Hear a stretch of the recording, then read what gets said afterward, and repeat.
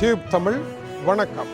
அமெரிக்க அதிபரினுடைய ஆதரவு தொடர்ந்து குறைந்து வருவதாக கூறப்படுகின்றது. கோர்முஸ் நீரிணை போருக்கு அவர் சென்றதன் பின்னதாக உலகம் பெரும் பிரச்சனையை சந்தித்திருக்கின்றது. இந்த பிரச்சனையில் இருந்து தப்ப முடியாமல் அவர் பொறிக்குள் சிக்கப்பட்டுக் கொண்டிருக்கின்றார் என்று டென்மார்க் தொலைக்காட்சி செய்தி சேவை ஒன்றினுடைய பிரபல சர்வதேச நிபுணர் ஸ்டெபன் கிராம் கூறியிருக்கின்ற கருத்துக்களின்படி, டொனால்ட் ட்ரம்ப் எதற்காக இப்பொழுது எல்லா நாடுகளையும் தன்னோடு உதவிக்கு வாருங்கள் என்று அழைக்கின்றார் என்றால், டொனால்ட் ட்ரம்ப் அவசரப்பட்டு விட்டார். அவர் நினைத்தது போல விரைவாக இந்த போரை முடிக்க முடியவில்லை. இப்பொழுது அமெரிக்காவில் இடைக்கால தேர்தல் நெருங்கி கொண்டிருக்கின்றது. அதற்குள் அவர் செல்வாக்கை மீட்டெடுக்க முடியாத நிலை வந்திருக்கின்றது. ஆகவேதான் அவசரமாக இந்த போரை நிறுத்த வேண்டும், நமக்கு உதவி செய்யுங்கள் என்று நேட்டோ நாடுகளையும் மற்ற நாடுகளையும் அவர் அழைக்கின்றார். ஆனால் அந்த நாடுகள் அமெரிக்க அதிபருக்கு உதவி செய்ய மறுக்கின்றன. ஏனென்றால் இந்த போருக்கு செல்வதற்கு முன்னதாக அப்படி நாடுகள் உலகத்தில் இருக்கின்றது என்பதை கூட கண்டுகொள்ளாமல் தானே போருக்கு சென்றார். இப்பொழுது போர்க்களத்தில் பெரும் சிக்கலை சந்தித்து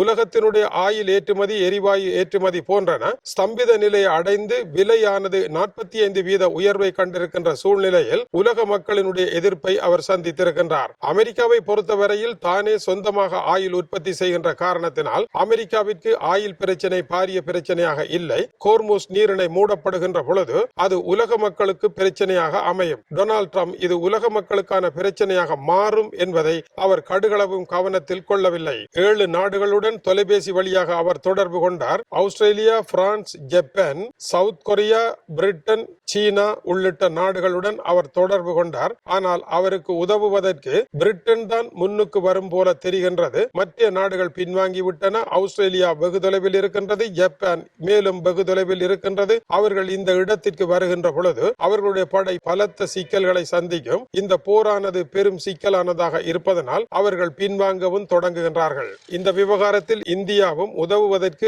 ஆர்வம் இல்லாமல் தான் இருக்கின்றது. ஆனால் இந்தியாவிற்கும் அமெரிக்காவிற்கும் இடையே இப்பொழுது புதிய நட்புறவு ஏற்பட்டு இருக்கின்றது. இந்தியாவில் ChatGPT-ஐ 100 மில்லியன் பேர் என்று பாவிக்கின்றார்கள். கூகுள், மைக்ரோசாப்ட் போன்றன இந்தியாவில் பாரிய முதலீடுகளை வழங்கி இருக்கின்றன. இதனால் இந்தியா இந்த விவகாரத்தில் மௌனம் காக்கின்ற ஒரு நிலை இருப்பதையும், சமீபத்தில் இந்திய கடல் பரப்பில் இடம்பெற்ற அமெரிக்காவினுடைய தாக்குதலில் ஈரானுடைய போர்க்கப்பல் மூழ்கடிக்கப்பட்ட பின்னரும் இந்தியா அமைதி காப்பதற்கான காரணம் இந்த சர்வதேச விவகார சிக்கல்கள் இருப்பதனால் தான் என்றும் அவர் சுட்டிக்காட்டுகின்றார். முதலாவதாக சீனாவை எடுத்துக்கொண்டால், சீனா டொனால்ட் ட்ரம்பினுடைய கோரிக்கையை நிராகரித்து உலகத்தின் ஒரு கதாநாயகன், சமாதான விரும்பி போல தன்னை காட்டும். இரண்டாவதாக அமெரிக்காவினுடைய கவனம் தைவான் இருக்கின்ற பசிபிக்கில் இருந்து திரும்பி மத்திய கிழக்கில் வந்து சிக்கப்பட்டு விட்டதனால் பசிபிக்கில் சீனாவினுடைய ஆதிக்கம் உயர்கின்றது என்று சீனா ஆனந்தம் அடையும். இந்த நிலையில் லெபனானின் தெற்கு பகுதியில் மட்டுப்படுத்தப்பட்ட படை நடவடிக்கை ரஷ்யா உக்ரைனில் ஆரம்பித்தது போல தாங்கள் ஆரம்பித்து விட்டதாக இஸ்ரேல் அறிவித்திருக்கின்றது. இந்த தாக்குதல் தமது பாதுகாப்பிற்கு என்று ரஷ்ய அதிபரின் பாணியில் கூறியிருக்கின்றது. பிரிட்டனினுடைய முன்னாள் படைத்தலைவர் நிக் கார்ட்டர் கூறுகின்ற பொழுது, உடனடியாக டொனால்ட் ட்ரம்பினுடைய கோரிக்கையை ஏற்று பிரிட்டன் தன்னுடைய கடல் படையை கொண்டு செல்ல வேண்டும் என்றும், கோர்முஸ் நீரிணையில் ஏற்பட்ட விக்கலை உடனடியாக எடுக்க வேண்டும் என்றும் அவர் குறிப்பிட்டிருக்கிறார்.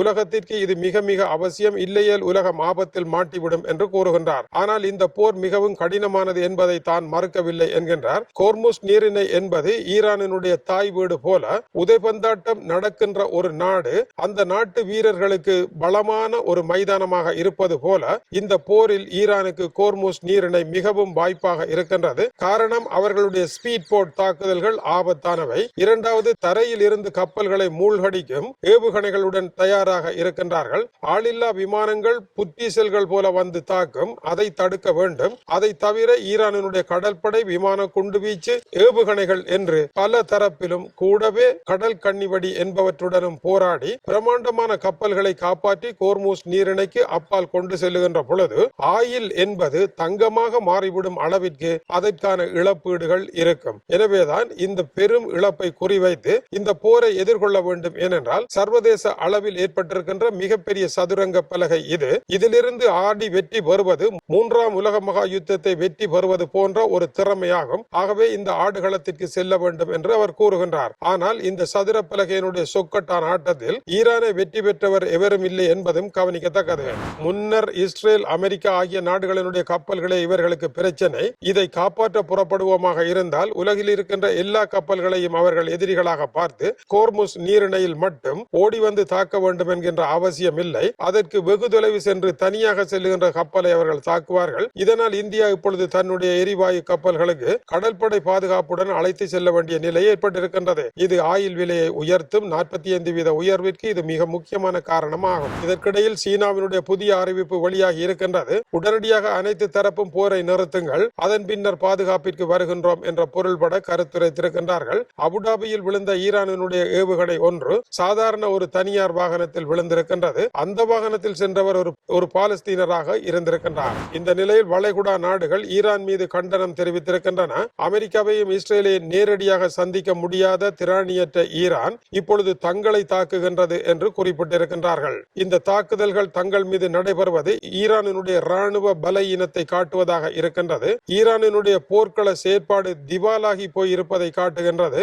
அரசியலில் ஈரான் தனிமைப்பட்டு நிற்பதனால் ஏற்பட்ட விரக்தியை காட்டுகின்றது. இதனால் அவர்கள் யார் மீது தாக்கினாலும் சரி என்று அகப்பட்டவர்களை எல்லாம் தாக்க தொடங்குகின்றார்கள் என்பது அவர்களுடைய கடும் விமர்சனமாக இருக்கின்றது. டென்மார்க்கினுடைய வெளியுறவுத்துறை அமைச்சர் லாஸ்லோ ராஸ்முசன் அமெரிக்கா இஸ்ரேலினுடைய தாக்குதல் புத்திசாலித்தனமானதுதான், ஆனால் அதனுடைய செலவும் விலையேற்றமும் அதிகமாக இருக்கின்றது. கூத்து சிறப்பாக இருக்கின்றது, ஆனால் பாரம்தான் கூட என்று கூறியிருக்கின்றார். கூத்து பார்க்க சென்ற ஒரு நெட்டையனின் தோளில் கட்டையன் ஒருவன் ஏறி இருந்து பார்க்க இவனும் கூத்து பார்த்து வீடு சென்று கூத்து எப்படி இருக்கின்றது என்று மனைவி கேட்க கூத்து வலு விசேடம், ஆனால் பாரம்தான் அதிகமாக இருக்கின்றது என்று கூறியது போன்ற ஒரு கூத்தாட்டமாக இருக்கின்றது என்பது அவருடைய கருத்தாக இருக்கின்றது. ஜெர்மனியினுடைய வெளியுறவுத்துறை அமைச்சர் இந்த போர்க்களத்திற்கு டொனால்ட் ட்ரம்புடன் செல்ல முடியாது, இது எங்களுடைய போர் நிகழ்ச்சி திட்டம் அல்ல என்று நிராகரித்திருக்கின்றார். மேலும் டென்மார்க்கினுடைய படைத்துறை ஆய்வாளர் பீட்டர் வீகோ ஜேக்கப்சன் கூறுகின்ற பொழுது டொனால்ட் ட்ரம்ப் அண்ட் கம்பெனிக்கு பல ஆண்டுகளின் முன்னரே இது ஆபத்தானது